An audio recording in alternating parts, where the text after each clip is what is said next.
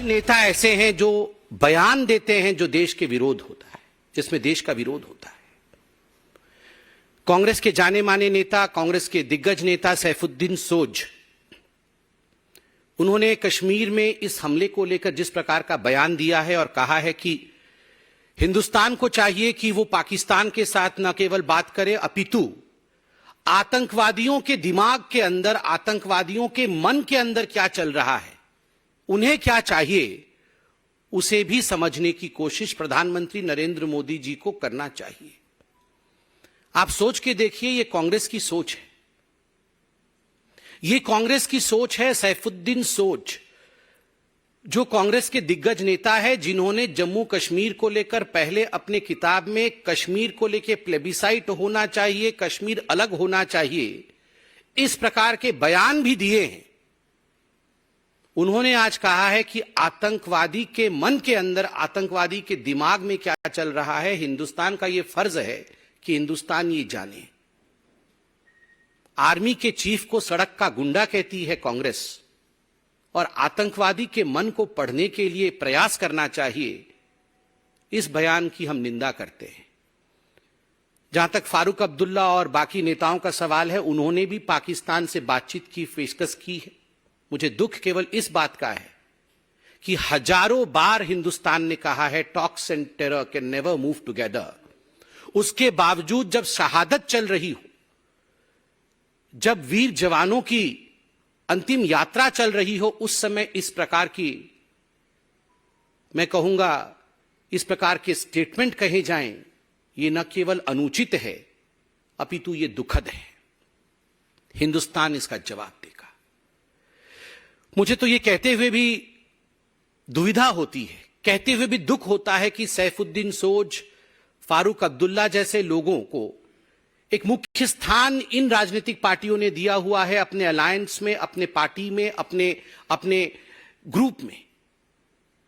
उनको बॉयकॉट नहीं करते हैं, मगर बॉयकॉट करने की बात आती है तो लोकतंत्र में पत्रकारिता को किस प्रकार बॉयकॉट करना है, उसको लेकर ये लोग आगे बढ़ रहे हैं। ये जो इंडी अलायंस है, आप सभी जानते हैं आज 15 सितंबर है। 15 सितंबर यानी अंतर्राष्ट्रीय लोकतंत्र दिवस, इंटरनेशनल डेमोक्रेसी डे है आज। आज के दिन जिस प्रकार का एक सर्कुलर ये इंडिया अलायंस या घमंडिया अलायंस कह लीजिए, उन्होंने जारी किया है और कुछ पत्रकारों का नाम, बकायदा नाम लिखकर जारी किया है। यह हिंदुस्तान के लोकतांत्रिक इतिहास में पहले कभी नहीं हुआ था कि इस प्रकार पत्रकारों के नाम के साथ कि हम उन्हें बॉयकॉट कर रहे हैं, एक सर्कुलर जारी किया जाए। यह पत्रकारिता का विरोध है और इंटरनेशनल डेमोक्रेसी डे में कहीं न कहीं यह दिखाता है कि कुछ ऐसे दल आज भी हिंदुस्तान में हैं जो पहले भी लोकतंत्र पर विश्वास नहीं करते थे और आज भी लोकतंत्र और लोकतांत्रिक प्रक्रियाओं पर विश्वास नहीं रखते हैं। एक इतिहास है, there is a chronology in history. आप याद कीजिए, पंडित नेहरू हिंदुस्तान के पहले प्रधानमंत्री, 10 मई 1951, 1951, 10 मई 1951, हिंदुस्तान का पहला अमेंडमेंट, हिंदुस्तान के संविधान का जो पहला संशोधन होता है, वो संशोधन क्या था? The first amendment of the Indian constitution was to curb the freedom of expression. किस प्रकार से रेस्ट्रिक्ट किया जाए फ्रीडम ऑफ स्पीच को, यह पहला संशोधन, प्रथम संशोधन था पंडित जवाहरलाल नेहरू का, भारतवर्ष का। आप सोच के देखिए, भारतवर्ष की उस समय एक इंटरिम सरकार चल रही थी, इलेक्शंस भी नहीं हुए थे, मगर एक इंटरिम गवर्नमेंट द्वारा पहला संशोधन, यह किस प्रकार फ्रीडम ऑफ स्पीच को रोका जाए उसको लेकर था।